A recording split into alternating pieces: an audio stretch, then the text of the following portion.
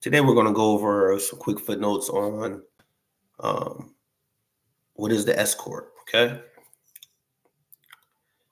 Okay. So the S Corporation that could give people paying themselves a salary, okay? So you have your corps, you need a corpse to get the money. The S Corps is so that people paying themselves can make a salary, an edge. You can have an edge. With a Wyoming S Corp, as long as you pay yourself a reasonable salary, you can take the balance as profit income. This could lower the amount of self-employment taxes that you have to pay. We'll repeat that again, okay? In the Wyoming S Corp, if you get a S Corp in Wyoming, as long as you pay yourself a reasonable amount, a reasonable salary, you can take the balance as profit income. And this can lower the self-employment taxes that you have to pay, right? Delaware is also friendly too.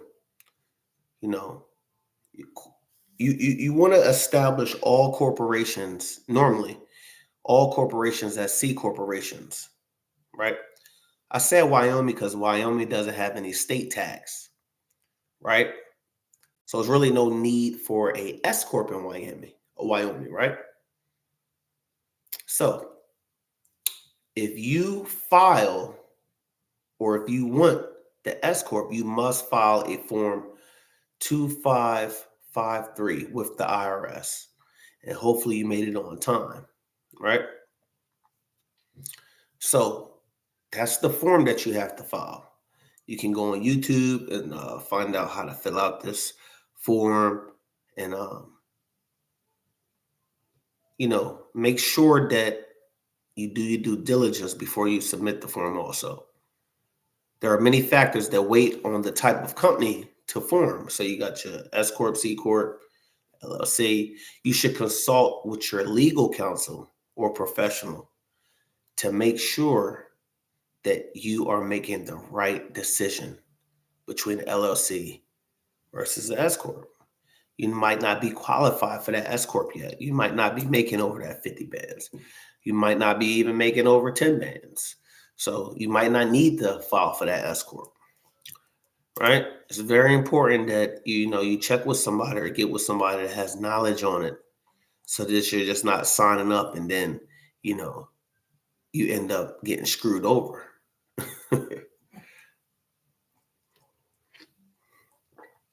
So I'm gonna give you also some other things in the S Corp, right? Okay. S Corp only S Corp has from 50 to 100 shareholder limit. No non-individual, non-residential alien shareholders. S Corp has director and officers, right? Income, gain, and loss passes through, right? Passes through the shareholder, directors, officers, right? And how long is the S Corp? This is a key factor. How long? Well, the S Corp is going to be indefinitely. S Corp is indefinitely. While LLC dissolves at the time of specified in the operation agreement, right? Or upon the loss of a member, unless other members agree to continue that.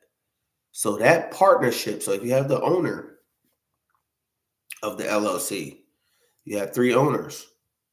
You might have an investor over here. You might have a foot soldier over here that's doing it, and he might be the original founder of it.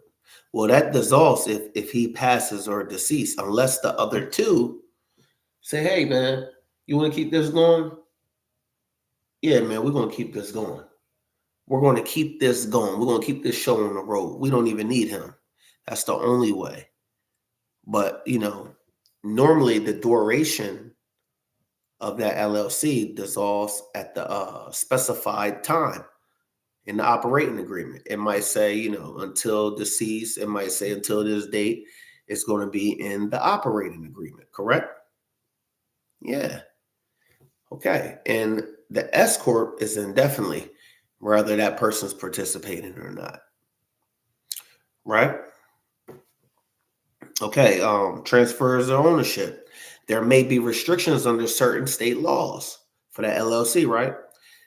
And for your S Corp, shares can be transferred only to eligible S Corporation shareholders, right? So you can transfer, right, ownership through the shareholders, right? So let's talk about tax. There's no tax to the LLC on income. All profits and losses pass through and are taxed to the members. That's the LLC. S Corp. There's no tax except in two limited circumstances. And what is going to be them two limited circumstances, right?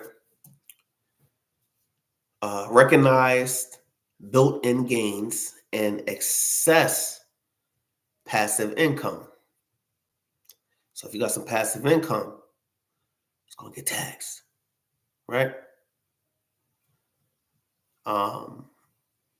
Also, the losses pass through to the shareholders, subject to certain restrictions. When an LLC, losses pass through the members, subject to certain restrictions. They're members. So the LLCs pass through the members, where the S Corp passes through shareholders,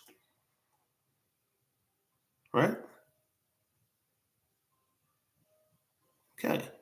So that was just a couple notes on that S Corp. If you guys were considering getting the S Corp, I know when we started our cleaning business, after we made our first 100 grand, we just, was interested in learning more about the S Corp. And like I said, we've seen if we was even qualified to do that.